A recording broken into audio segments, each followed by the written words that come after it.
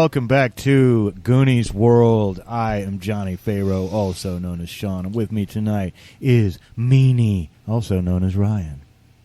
That's right. Hello, everybody. And of course, we have the eponymous Goonie, also known as Colin. Hello. And tonight we are back with part 2 of our Classic Traveler game. When I say Classic Traveler, we are referring to the little black books in the 1981 edition. Those beautiful little black books in their little black box. That's what we're doing. And a quick recap. Last time, our heroes, Christopher, a former merchant captain, and Ted, a former marine captain, teamed up to make a fortune in trade out here on the Spinward Marches using their far trader ship Achilles' Heel. And on the high-tech world of Rylanor, after a barroom brawl with a vengeful Vargar and his toady, Christopher and Ted met an anonymous girl they believed to be a member of the nobility, acting incognito. And she hired them to pick up a cargo on the cold planet Kagena and deliver it to another planet called Chipotwe. All they know is that the cargo is something that will help the natives of Chipotwe. And on the way out of Rylanor, our travelers noticed that their patron was being followed by men in blue, who took note of the Achilles' Heel leaving port. And the travelers then did make the jump to Kagena successfully, where they're supposed to meet an alien called a Hiver and give him a password. But before they can make planetfall, they have to deal with a Xerxes-class armed package ship that's just shown up on their sensors. It has a disabled comm beam, which means it's up to no good at all, and has just changed its vector to match your vector. And that's where we left it last time. So we might as well jump right in that moment. Now, I'll tell you, it's about 60,000 kilometers away, and it's moving at about 2 Gs, which means it could reach you guys in about 3,000 seconds if you remain stationary, which in Traveler terms is 3 turns. These spaceship combat rounds represent 1,000 seconds.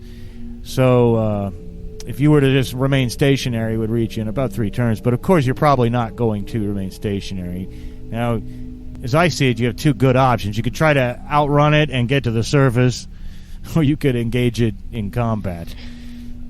What are the chances, or how likely is it that we could put up a fight against this ship?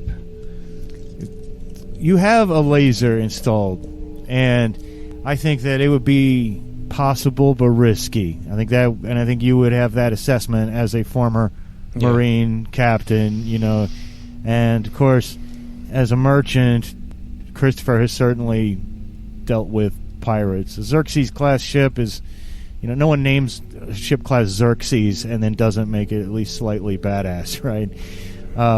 But it's a good time for you to be asking these questions because your sensors beeped wildly, indicating that the Xerxes has launched a missile that is coming in to intercept your vector. They're probably pirates, and pirates don't make money by destroying ships. So that is probably an EMP missile that's designed to cripple your power but leave your ship intact. And those gunners, it looks like they've succeeded on that missile attack. The missile will take a while to get here because of the way spaceship combat works. It's not going to move, really, until the movement phase of the next turn. So that missile is going to hit you unless you do something about it.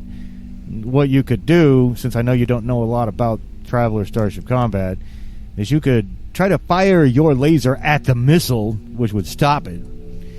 Or Christopher could just maneuver and evade and hope to avoid it completely. Now, maneuvering and evading wouldn't get you much closer to the planet, but it would avoid the missile. If you were to gun it towards the radio beacon and try to get landed on the at the starport, Ted could possibly hit the missile with the laser. So you've got probably about 2 turns to try to hit it, because it's moving at about 3 Gs. So you could basically fly erratically and evade the missile, or maneuver to the radio beacon and let Ted try to take it out.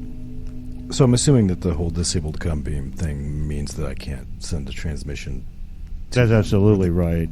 They wouldn't receive it. Yeah. Okay. In fact, the disabled comm beam is essentially, like flying a skull and crossbones. They're up to no good, and they don't even know who cares. Well, I think Ted would instinctively, as a missile was being fired, as soon as he got that alert, would instinctively attempt to maneuver to avoid it. Okay. And you mean Christopher. When you say Ted, you mean yourself. Did I say Ted? Jesus Christ! Yeah. Yes, I meant Chris. Yeah, that's okay. We have very non-memorable names. We just have very mundane traveler-esque names. Chris and Ted, space heroes. So they're not cool names like Buck Goodsense and Dweek Stevens. Oh, yeah. Chris and Ted's Excellent Space Adventure. Chris and Ted's Excellent. Yeah. But yeah, okay. So Christopher, you're saying your instincts would be to gun it. I think. Yeah, I'm not necessarily towards the planet at the moment anyway, so much as just to avoid the missile and maybe give Ted a shot at it. Okay. Now, if you're going to evade, then Ted's going to be harder for him to hit it. But if you're just going to gun straight for something, then Ted will have at least 2 shots at it. But evading in general, it would be different than gunning it towards the planet. The idea of evading, you really would not continue on a straight vector. So I'll assume that when you're gunning it towards the planet. Okay, that works. Yeah. Just evading is like a thing you do that doesn't really move you forward that much. But it would also create a penalty for Ted to hit. Well, I don't want to do that. No. Then when it would make the missile, you would have a chance to not get hit by the missile too. So it's really a trade-off. But certainly gunning it sounds more fun. So with the equivalent of revved engines, Ted, do you want to try to hit this missile that's coming in? Because the intruders have had their phase. We refer to them as the intruders and you as the native. And I'm going to knock this missile off its trajectory. Well, that's great. Now, you don't have... now, luckily, you guys have already got maneuver, evade, and target and gunnery programs already loaded in your ship's computer. But you need to roll an 8 or... you need to roll an 8 or higher, yes, to hit this missile that's coming in. Now, you have an effective gunnery skill of 0, which means there's no penalty. But because you do have an above-average dexterity, take a +1 to the roll to hit this incoming missile. Ted. And we need an 8. 2d6. Yeah, 2d6, and you can add 1 because of your 1. dexterity. No, only a 6. Well, only a 6. And so this missile's... You look with your... in horror, you guys look down at your scope, and you see it's still coming in. Luckily, you've got about a round here. You've got another round to shoot at. It's moving at 3 Gs. It's about halfway here. And they're not firing another one. And so I imagine that Chris will continue to gun it towards the radio, down the path of the radio beacon, basically. And you got one more shot. I hope you make it. Same bonus supplies. Use the force is all. Use the force, Ted. Okay, Ted. Let's not mess this up. Ooh. Well, I rolled an 11, so 12 altogether. Oh, well, nice. You do. You hit it. You take out the missile. You see it disappear from its from your radar. And again, the ships are so far away, it's really even hard to... You wouldn't even really be able to get a visual on them by looking out the window. The spaceship combat is more like submarine combat, pressing buttons in the dark, really, than it is dramatic dogfights, at least in a situation like this one. So, the missile does not get close. It doesn't detonate, which, again, would have powered you down completely. And you are just getting to the point where you're at the edge of the atmosphere, Chris, where you're starting to feel that first buckle, whoa, we got some hard air, and the whole front of the Achilles heel starts to glow a little bit like it usually does as you're coming into the heat. But just as that happens, and you can see that the other ship looks like it's going to pursue you, the Xerxes, but another blip comes up on the screen just as soon as you hit atmosphere. It's coming out from around the planet's dark side. It's been hidden. And who could that be? Well, your sensors say it's a Gazelle-class close escort, which is a 400-ton military ship. It's about twice the size of yours. Oh. And it's armed with particle accelerator, barbettes, and laser turrets. And its comm beam is on and proud, and it identifies itself as the Ladashi of the Bevy Interim Council. And you might not remember, but Bevy is a world that's trying to colonize this one with Rylanor's permission over the opposition of the local people. So this is basically the law here, which is good for you in this particular case. And the second that comes over, blaring its identity, that Xerxes-class ship just skedaddles the hell out of there. And luckily, because you hit that missile, you're not just floating dead in space and have to fix the power and yada yada. So you have hit the hard air though, and you're coming in gunning it. Not necessarily, the best way to come in. So let's get a quick roll from you, Christopher, just to have a smooth landing without any damage to the ship. Smooth entry without any damage to the ship, without losing any heat shields or anything like that. This is pretty routine stuff for you, though, so you really just need a 6 or higher, and you would add any piloting levels you have. And because you also have decent dexterity, take a further +1. Well, with the pilot +2 and the +1, that's going to be 11. Well, that's great. So even though you do buckle and ride and, hitting hard air, as it were, as you enter the atmosphere, you do so without losing any heat shielding, without taking any damage to the ship at all.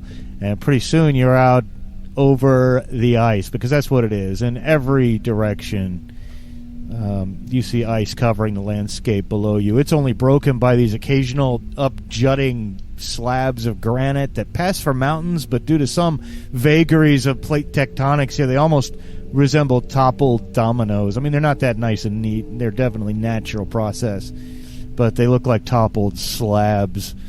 And it's a clear atmosphere, though, calm weather. You're along the equator, and I say there's ice, but most of it's actually snow.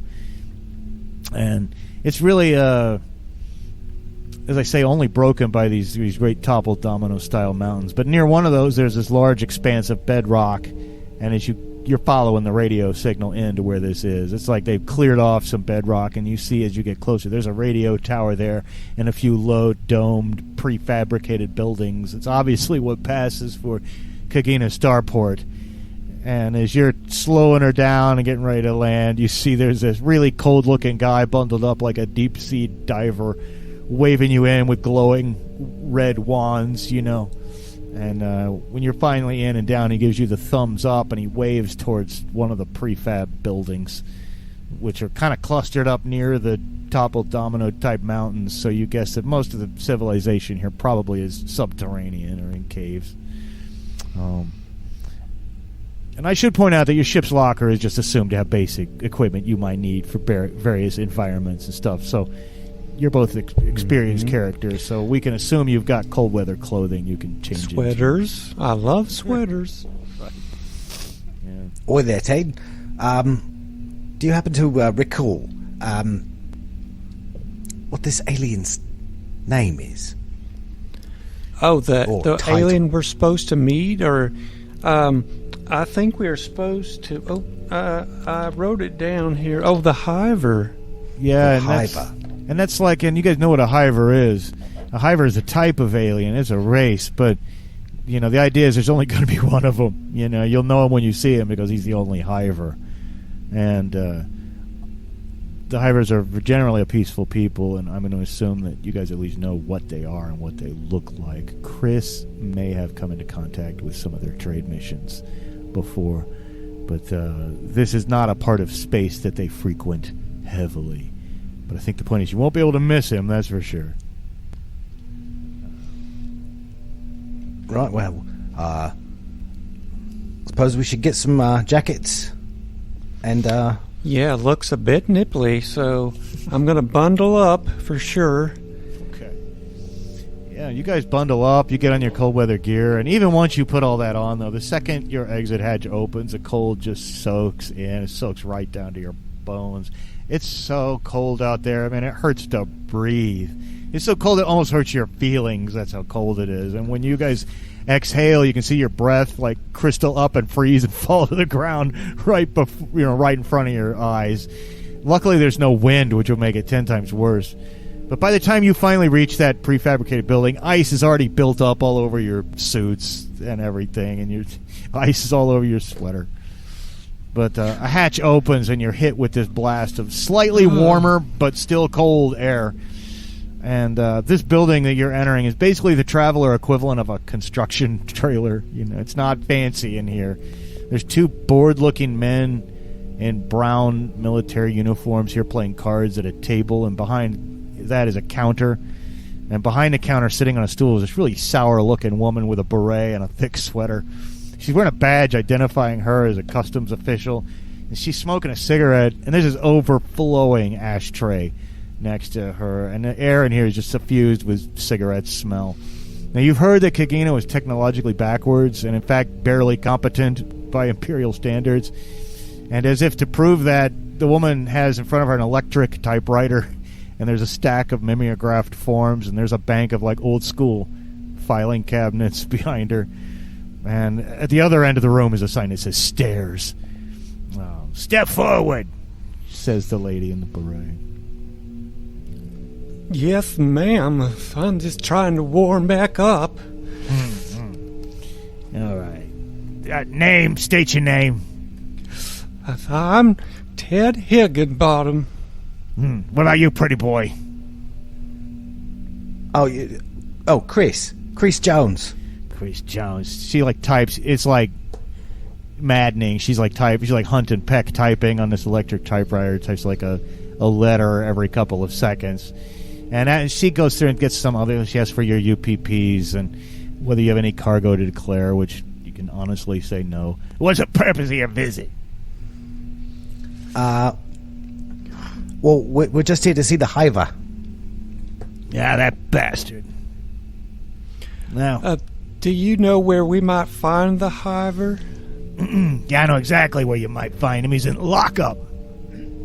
It's a good thing that I'm coughing a little bit, because she would be. She's smoking like crazy. Kind of picture her kind of like Anne Ramsey, you know, from the Goonies, or Throw Mama from the Train. That's how I imagine her. But now he's in lockup. We call him Mean Gene, the Hiver. He's in lockup, the dumb son of a bitch. Got himself arrested by the Bevy Interim Council. And he spit on a trooper. He says it was a cultural misunderstanding. So they got him in lockup out on Ice Station Zulu. Last I heard, he paid a hefty fine, but he can't pay the life support charges he's racked up while he's incarcerated, so they won't let him out. And if you're going to Ice Station Zulu, I got bad news for you, because you got to go right back out into the fucking cold. Oh, that's unfortunate. I just do not do well in the cold. Now, you guys do have an air raft docked on your ship. It's in the hold, which is basically like a flying minivan. And you're going to need it, because you could tell from posters and regulations and stuff on the walls, and the type of things that Chris looks for a lot in his merchant career. That in-atmosphere flight's like prohibited here by the Bevy Interim Council unless it's along their radio beam. So you'd almost have to take your little air raft out to wherever he is. And if you're going out there, make sure you keep your flight ceiling below 30 meters, or the troopers will get you. What do you want to talk to that dumb son of a bitch for, anyway? Well, it's a business deal. Yeah. Well, there ain't much private on a place like Kagena. But fine, you dumb bastards. Get your asses back out in the cold. Get on out of here, then. Yes, ma'am. Yeah. We're not looking for any tourists here anyway. And if you're looking for cargo, we got 3 kinds: meat, and meat. Ice worms make good eating. Yeah. That sound good to me, love. Don't knock it till you tried it. Next time you come back here, bring something useful, like audio-visual equipment, or notebook computers, or fusion reactors. Bring us a Mr. Fusion next time you come here, will you? So, yeah, unless you want to go in there, go down the stairs, which is the only other exit out of here. It sounds like you have to go back to Ice Station Zebra, and of course you can get your sensors, can find settlements and things like that, but you can get the coordinates from her. So obviously I hope that everyone else is not as rude as that lady. You hear her say as the door shuts. Well, this is just not very hospitable place at all, and I'm not even talking about the ice.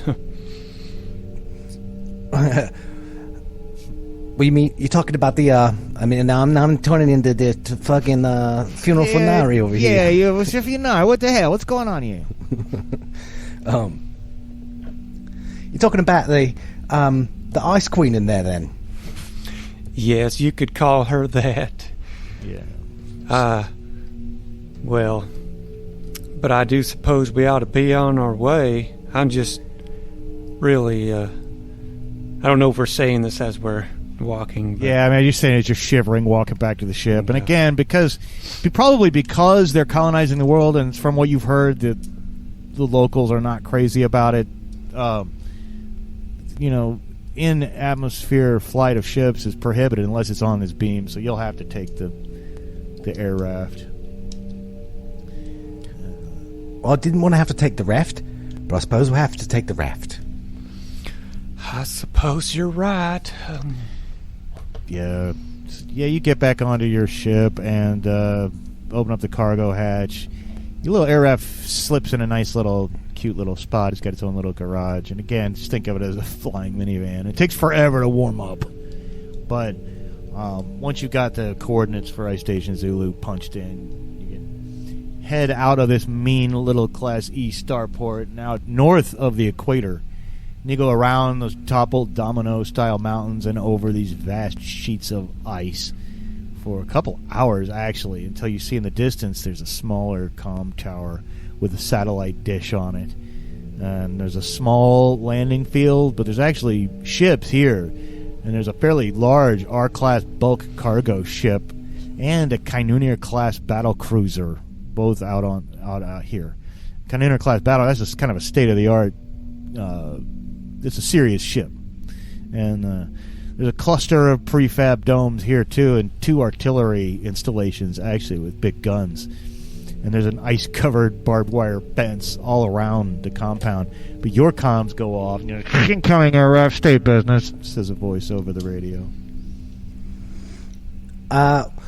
We come to see the Hiver.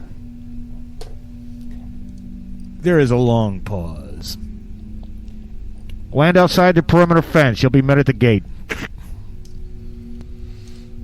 Okay. Right, I suppose we land outside the perimeter fence then. Yeah, and there's a few places out here where the snow has been shoveled into big banks to make some flat places for ships to settle down outside the fence. So you kind of land between great mountains of snow, and by the time you set down, the air raft, the gate's already opening, and you're greeted by a bevy trooper in this great big quilted bodysuit that's all puffed out, and he's got an air tank on the back, like he's obviously full of warm air. He looks a little silly. Full of hot air. He's full of hot air, yeah. He looks a little silly, but he looks comfortable. And there are a few other such troopers outside, and without engaging you in much conversation, they escort you over to the largest of the prefab buildings. And once inside, the tech level in here is obviously much higher. They've got a high-tech communication system and computer banks, and there's brown uniformed officers here. And he goes, yes, you say you're here to see the Hiver? Yes, he goes by the name of Mean Gene. Yes, I know him. Yes, he spit on a bevy trooper, and he's paid his fine, but we cannot release him until someone pays his life support debt, which has grown to 2,500 credits. Is that something you're prepared to take care of? I haven't got that kind of cash. Well, I mean... Now, you guys made some credits on your last job selling notebook computers to the Rylanor School District. But that's a lot. That's a big chunk of what you made, I'm not sure that we need to pay. We just need to talk to this guy. Maybe, well, I guess we ought to talk. If we can visit with this Hiver and then depending on what he says, we might have to pay for his release, but maybe not. Suit yourselves, says the officer. And he takes you down a hallway and into a room where there's a couple of, just like, a prison-style visiting room with glass partitions, and you sit down on the other side. You wait for a while, and the Hiver soon appears, and he kind of looks like a cross between a cactus and a starfish. He waddling out on 5 limbs, and the 6th limb is sticking up like it's a torso. There's this sort of nerve bundle and eye stalks on the head of it. He's wearing this device around this neck, we'll call it. It looks like a little speak and spell. And he starts to wave his tendrils around a little bit and shuffle his body left and right. And he kind of moves in and out with his body like a bellows, and spittle kind of flies out of little orifices when he speaks. So you can see him accidentally, quote-unquote, spitting on somebody. But you don't hear him speaking. All you hear is the little voice box that activates. And he's like, I am so surprised to have visitors. Who are you? Why are you here to see me? My name is Ted Higginbottom. This is Chris Jones. And yeah, we're here. We represent a woman, an anonymous woman, and we're doing a job for her. She wants us to come to you. You might know who it is already.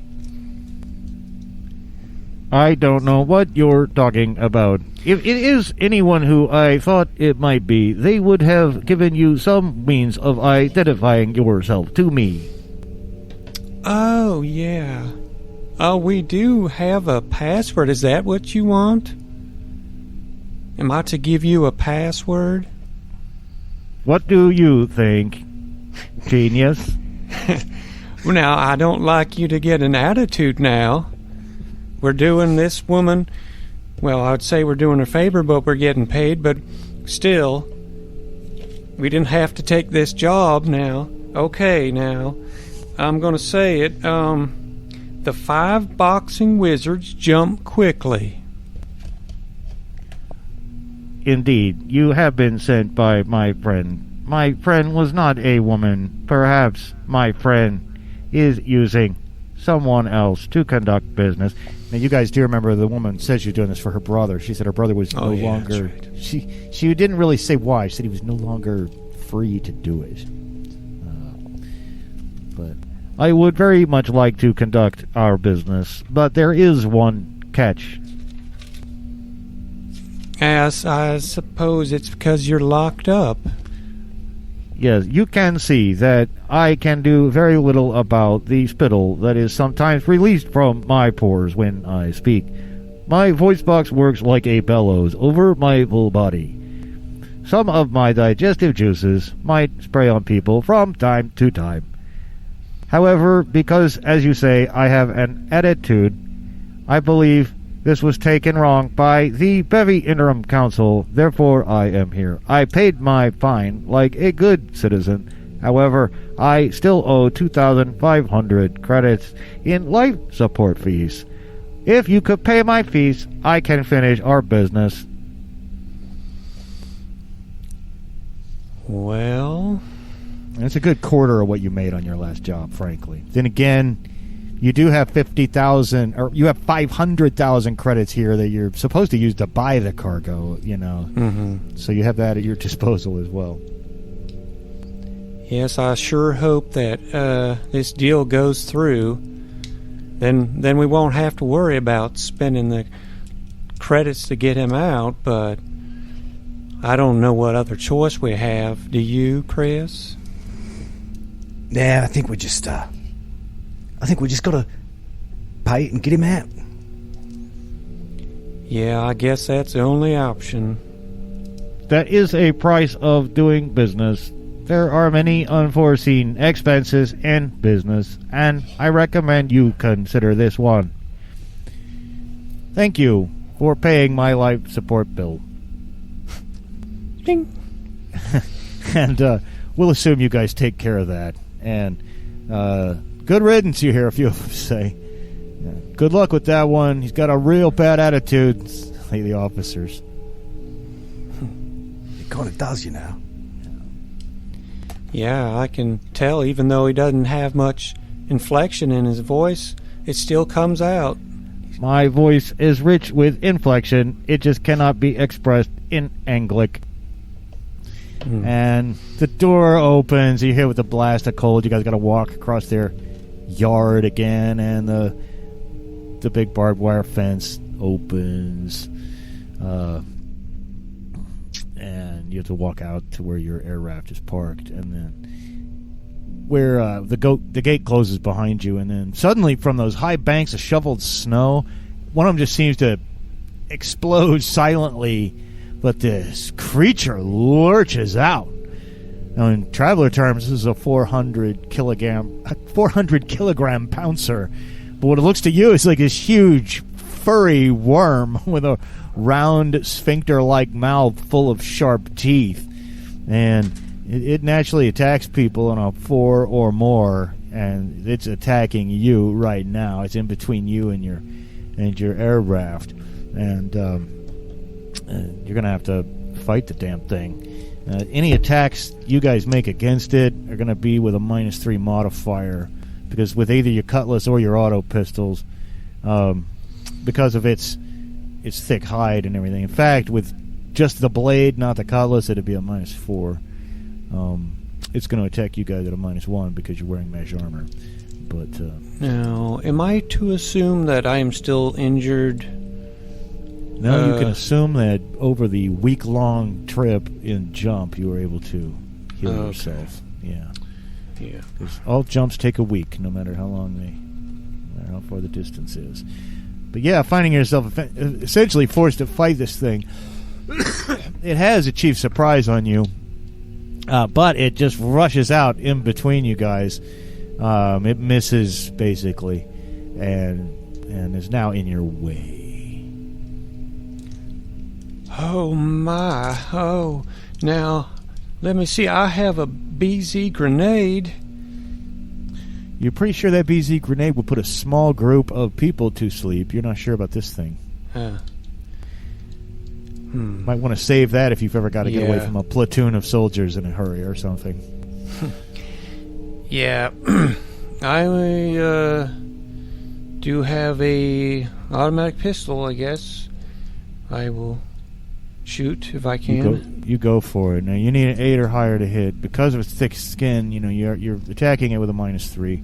All of Traveler combat factors in, there's a little matrix which factors in your weapon type versus armor type and comes up with a final modifier. So it's a -3, but you get to add your auto pistol levels. So I think technically for you that would really only be a -1. Yes. All right. All right. Let's see. An 8. 8. That's great. That's exactly what you need. And go ahead and roll your 3 dice of damage for the auto pistol. This thing's pretty big, but you don't know how healthy it is. 10. Hey, that is great. That is great. And it lashes its tail about. You think you've hurt it bad, like you've hurt it real bad. You feel like you've done a very significant wound to it, and you're hopeful that, man, maybe if Chris might even be able to take it out. You think your instincts tell you there's a lot of blood on the snow spraying out in all directions. That was a great hit. Well, Chris is going to give it a shot anyway. All right, and you guys are pretty close range of the damn thing too. In fact, you should probably have a bonus for that, but I'm not going to look it up. Oh, unfortunately, Chris rolls a 4. Oh no! Well, some ice goes up, and the creature swings out with its tail and lashes out at the Hiver. Actually, it seems the most like food. But man, this is the most incompetent ice worm on all of Kagena, and it misses with its great lash of a tail. The poor Hiver doesn't even have a penalty because the Hiver's not wearing armor. But that gives you guys the chance to attack again. Just kill the damn thing, says the Hiver. Well, I'm working on it. Just shoot it before it eats me. Well, I don't want to be eaten either, mister. Okay. If it eats me, there is no deal if it eats me. Well, I assumed that, yes. Okay, now. I'm going to aim and fire, and I miss. Oh, darn it. Oh, no. What about you, Chris? Chris rolls the exact same thing. As last time? Oh, no. As last time. It hit the exact same spot. You hit the exact same spot on the ice, which is kind of impressive, but does not help. And the ice worm rears back to take a bite of the Hiver and rolls a fucking 3. It's not like I want him to succeed, but he's not any good at it at all. He's the worst ice worm. So he takes his sphincter mouth teeth just snap on empty air. I am so dexterous, says Mean Gene. Okay. Let's try again. Oh, I only got a 4 that time. Yeah, and you notice that there seems to be no help coming from the compound here. They're probably watching the screens and laughing and taking bets. What about you, Chris? Can you hit? I rolled a 2. Oh no! Jesus Christ! It's House of Whiffs. It's Planet of Whiffs for everyone concerned. And just hand me the gun. I will shoot it. But our poor little Hiver friend has been bitten, and he takes 8. In fact, I don't even roll dice. He takes 8 wounds. Anytime this guy bites anybody, they take 8. I got to apply that to all of one of the Hiver's stats, so I'll make sure I do his endurance. All right. Ow, he says. And yeah, he's got a nasty bite, and the Hiver's bleeding green. Now there's green and red blood on the snow. It's like Christmas blood. Well, all right, I'll try again. Okay, while you're doing that, it's a quick cutaway scene to all the Kagena, the Bevy interim council officers watching on the videos cheering when Mean Gene gets bitten. And then Ted's auto pistol rings out in the cold once again. I rolled an 8, but with the -1. With the -1, it's not going to hit. Oh no! Well, how about you, Chris? I've rolled a 3. Oh no!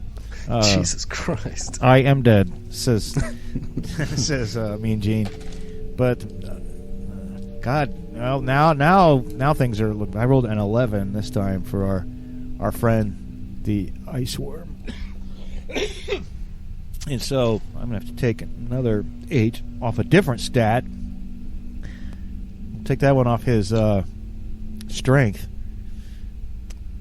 But I think the next bite, our friend Mean Gene is at least going to be unconscious. Because you'll remember damage is applied to your strength, dex, or endurance, and yeah. So that is his turn. He's taking a big bite. And what do, you guys? I've just had about enough of you, ice worm. And I got a 7. Not enough. No, not enough. What do you think, Chris? Well, Chris, you give it a shot. Oh, and Chris rolls a natural 12, which of course will be an 11. That's great. So that is good. Because I was about to have to look up what the close range bonus would be just to give it to you guys so you could not die, or that our poor friend Mean Gene could live. But you do hit it. Now it's already taken 3 hits at 10 total wounds, so go ahead and roll your damage for your auto pistol, which is, and I forgot to tell Colin this last time, but just tell me the individual dice, and that's not the total on the 3d6. 4, 2, 1. 4, 2, 1. And the reason I didn't care so much about Colin is because the first blood, he has to apply all of those to one thing, but 4, 2, and the 1. But then again, though, even if he applies the 1, he's still going down. Or he's unconscious anyway. And yeah, the thing skitters back across the ice, rears up, and then quivers and falls to the ground. Its little tail is still wiggling, but it seems immobile, and it is in fact unconscious. And you guys may apply the coup de grace at narratively, if you wish, at this point, or you can just let it sit here and quiver and get the hell onto your air raft. What do you guys want to do? Now, are these the things they were saying were good eating? Well, I don't have time to be, snacking on one of these things, but I think maybe we ought to at least put it out of its misery. We could take it back and see if they want it. Well, I'm sure they want it. Maybe they'll give us our money we spent. It's probably not worth that much, but... No. In fact, you're going to get blood all over your air raft. It doesn't seem feasible. This looks like a mess to me. Let's just stick it with our blades and move on. Get the hell out of here, right? Sounds good. Yeah, thank you for saving my life. I tell you what we will do. The credits you just paid to take care of my life support bill, you may reimburse yourselves from the purchase price. I will take slightly less on the purchase of the cargo because of my gratitude. That seems fair. And I am told that the ice worm is good eating by my human friends. I only eat fungus, so I could not tell you. But I will also buy you a steak if you wish to try it. Well, you mean a worm steak? I'll try worm steak. Yes. I will buy you a worm steak, and you can have some of the swill that passes for good alcohol here. I only eat fungus, but I do drink. And he helps it. He climbs into the back of the air raft, and you guys get on your way. And during the trip, he's like, I have been holding the cargo for many weeks now. I was beginning to be concerned. I am merely the broker. I accepted delivery to Standard months ago. You will find it in the cargo bay. It is already boxed and shrink wrapped on 5 cargo pallets, altogether about 10 tons. Okay. All right. So, you must, of course, return through the customs check-in station. Well, there you are again, you dumb son of a bitch. Please kindly go fuck yourself, says the Hiver to the customs lady. Oh, my. The Ice Queen. And the card-playing bevy troopers give you unfriendly gazes as the Hiver leads you through the door that was marked stairs. And it's really more of a ramp. You go down to a long, wide corridor that's cut into the rock and lined with HVAC ducts and power cables. It looks like the Rebel base on Hoth, pretty much, And you pass by a few little stations, a few little workers. People ignore you. And even in here, there's some ice on the walls, But the Hiver leads you to this vast room. And again, much colder because there's an opening to the sky overhead. And there's a landing pad in here that could accommodate up to a 400-ton craft.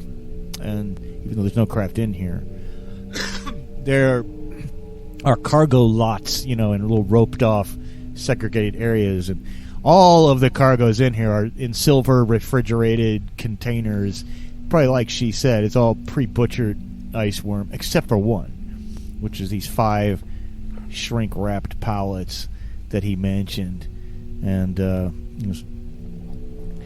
I will of course arrange for you to come here and accept delivery, but first we must do business. And he reaches out his head / limb to accept the money. Okay, now we have the briefcase of... Is it a briefcase of money? Yeah. Hell, you can count it out if you want. It is not necessary. It would be best when you get to Chipotway to avoid customs at Chipotway down Starport. there is a place called Kamarne Town. It is the second largest settlement on Chibatway. There you will seek out Divix Jones. You will know him because he cannot walk. He travels in a special suit. Deliver the password. Yes, he travels in a special suit. Divix Jones. Is he related to Chris Jones? No, he is not. It is a coincidence.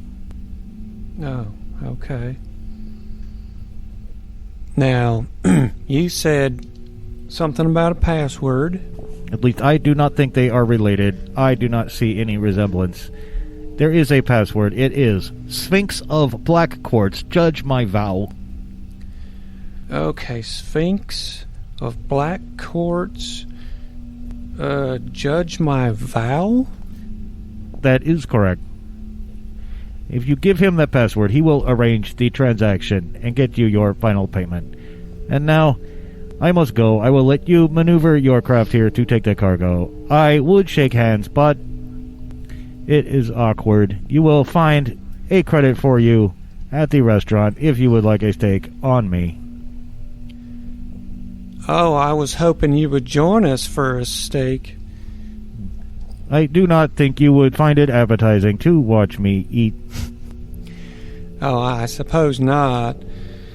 Well, you're banged up pretty good. I think you ought to get medical attention. That is precisely why I need to get going. But I do thank you for saving my life. Yeah, you're quite welcome. And, I guess that's it then.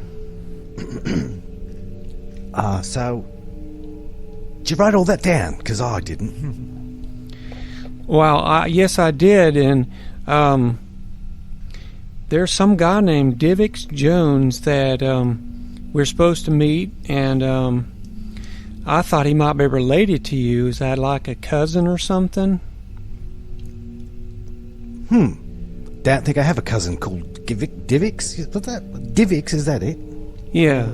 Yeah, and the Hiver said, he didn't see any resemblance between you and Divix Jones, and that you'd know him because he couldn't walk. He has to travel in a little special suit.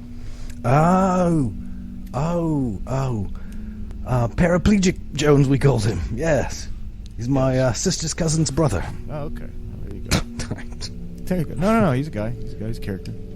He's a bureaucrat on Jaitolona. Yeah, nice guy. He's always embarrassed. Always talks politics at family gatherings. It's always awkward. You know. So we got to fly our ship in here to get yeah, this you'll have stuff to on fly the ship in here, and that can all just be handled narratively. That's routine stuff. And if you guys want to have a steak, yeah, and if you want to go have a steak at the steakhouse, that's fine. If you do want to try the worm steak, we don't have to role play it out, but I'd like to know if you try it. Well, I was curious, I guess. You know, maybe it's like some exotic delicacy, and you got to try new things when you're in new places. So I'm up for it. I'll try it if you say it's good. All right. That sounds good. Well, you guys do make your way to the steakhouse, and this full of... There could be an adventure in itself here, just with the intrigue that's going on Kagena, which is outside of the scope of our concerns in this adventure. But it's the kind of thing where everybody stops talking when you guys walk in and look at you suspiciously, and then go back to whispering. There's a lot of whispering. There's a couple of defaced propaganda posters and rules posters in here. But you do take a bite of the steak, and I will tell you, I don't know what your personal tastes are, but it is considered quite a delicacy. So go ahead and take a nice bite, and I think you would find it very, very good. Tastes like chicken. It's not bad. It's actually pretty good. Well, I got to have one then. Okay. It's now out back. Yeah. All right. Well, that's great. And as you guys finish up your steak and enjoy, a bottle of something, and avoid some of the hostile glares of the angry population who really does not feel like being colonized by Bevy. But again, that's a whole nother adventure. You guys make your way out to your ship, and you can go through the process of having the cargo jacked up onto your ship, and you got plenty of room for it. And you still got lots of space left. It was like 10 tons. Yeah, you got a lot of space left in your cargo bay as well. And if you look at the little map of a Far Trader, its cargo bay really does, to scale, look about the same size as the one in the Serenity, so you can really kind of imagine. It's even got like little cargo catwalks and stuff. I'm still not at all convinced Joss Whedon did not at least play Traveler once or know about it. But anyway, you got that all taken care of. But about an hour after you eat, I'd like you to both roll 2 dice, and just don't roll exactly a 2. That's all. Just don't roll exactly a 2. Like, so no snake eyes. Adding. Oh, okay. Yeah, no snake eyes. I rolled exactly 2 3s. Oh, good. I rolled 2 3s. Okay, wow. Okay, well, that's good. I mean, every now and then, some people do not sit well, with the ice worm, but you guys managed to not have any ill effects, and the head here on the Achilles heel is not abused. But before you go roaring off to Chipotle, let's not forget that you need to refuel. So you'll have to maneuver some 3 astronomical units away to the system's big green gas giant, where you can skim the upper reaches of the atmosphere, open up your fuel scoops, and take in hydrogen, which your engines will convert that into unrefined fuel. And of course, that trip takes quite some time. So while you're maneuvering out there, do you have any curiosity about your cargo at all? Do you want to go take a look at it, see what you're carrying? I think you thought it might be. I think you told yourselves it was probably medicine. I think Chris originally thought it was probably some like mind control drugs or something like that, and then Ted rationalized it must be medicine. But if you guys are curious, you can go take a look. If you're not curious, then you can just keep on maneuvering out to that big gas giant. I think Ted really wants to believe that it's medical supplies. And I think so Chris he doesn't have a guilty conscience. But I think Chris wants to be a bit of a snooper. Yeah, and having been a merchant for all these years, I imagine he couldn't help but be curious. It also probably makes your merchant's soul nervous to not know exactly what you're carrying in your hold at all times, in case you're ever questioned about it, which is entirely possible. So we'll assume you go down there by yourself, maybe, unless Ted sees you locking. Yeah, I'm just make some excuse about the ice worm not agreeing with. Yeah, it's perfect. Perfect excuse. Yeah.